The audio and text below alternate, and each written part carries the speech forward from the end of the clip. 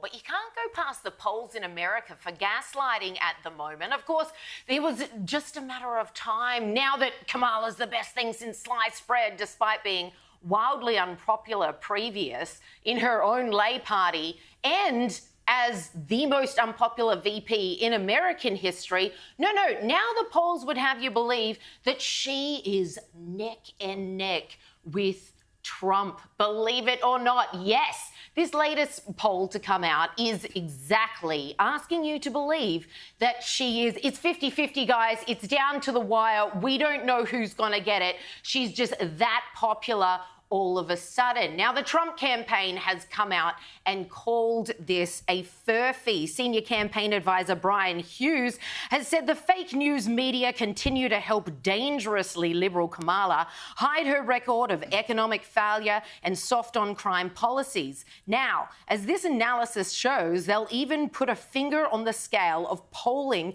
to inflate results for her. Now, this wasn't dissimilar to a poll that came out just last week. It was a Reuters Ipsos poll that also had her so close to Trump. Everyone was like, shock poll, shock poll. I'm like, it's really not a shock poll once the media machine gets behind a candidate.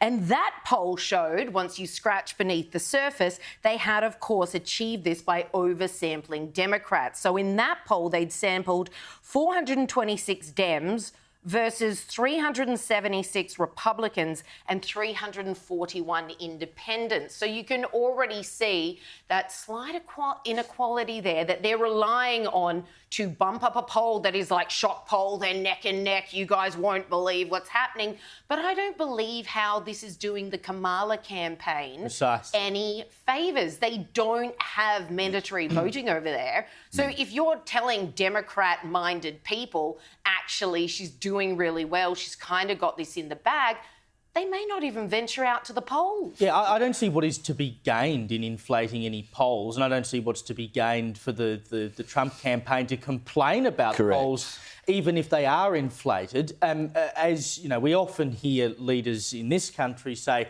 you know, there's only one poll that matters, and that's the one on voting day. And it's a bit cliche, but it is the reality, right? Yeah. All the other polls that come before, they don't matter. The only poll that matters is the one on election day.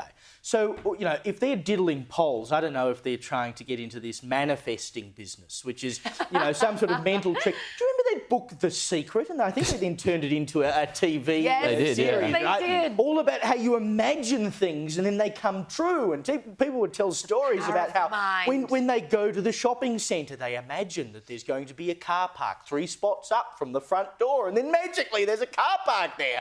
I don't know whether they're thinking, gee, if we just make the polls look like Kamala's going to win, then it means Kamala's going to win. I'm sorry, the world just doesn't work like that. So I can't see what there is to gain from it. And we know that even if you are trying to manifest these things into being, let's just go back to 2019 here in this country, where, of course, Newspoll, all the polls said that it was just going to be a walkover Labor victory. And Sportsbet, I remember at the time, paid out everyone who had a bet on Labor a week before the election because they thought it was just done and dusted. There was no way the coalition was going to win. And then, of course, it went very differently on election night. Now, polling methodology has been changed significantly in Australia since then, and Newspoll in particular, if you look at the subsequent elections, has been very close to the mark. But if you're diddling it, who for? What for? There's nothing to be gained out. Well, I wonder if they've got 2 stages to this, right? And they're still in the first stage where they're trying to convince everybody that Kamala Harris is a legitimate candidate and they're right to put her there, because we all laughed. We thought it was a great joke that they might actually go with Kamala Harris. They've done that, and now they're trying to convince us, no, she's legitimate. The whole country believes in her. Look how well she's doing in the polls. And then what they should do is they should, as they get closer to the election, then start to warn Trump's going to win this if you don't get out and vote, and make themselves the underdog. Have a listen to former Obama advisor David Axelrod, I love that surname, advising that Trump is the man in pole position and it's his election to lose. Clearly, he wants the Democrats to be underdogs because that will motivate people to get out and vote. It is absolutely Trump's race to lose right now. He is ahead, and he is ahead in most of the battleground states. They're close. They could be won by either candidate.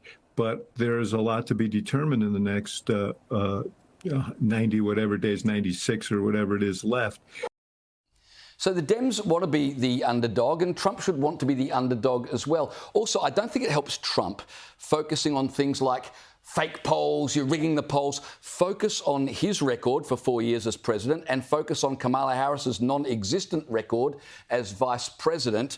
And it doesn't help Trump to be talking about conspiracy theories and they're rigging the polls. Even if they are doing that, I think people are over all that kind of stuff. Talk about what you're going to do as president as compared to Kamala Harris and make yourself the underdog so that people are motivated to get out and vote.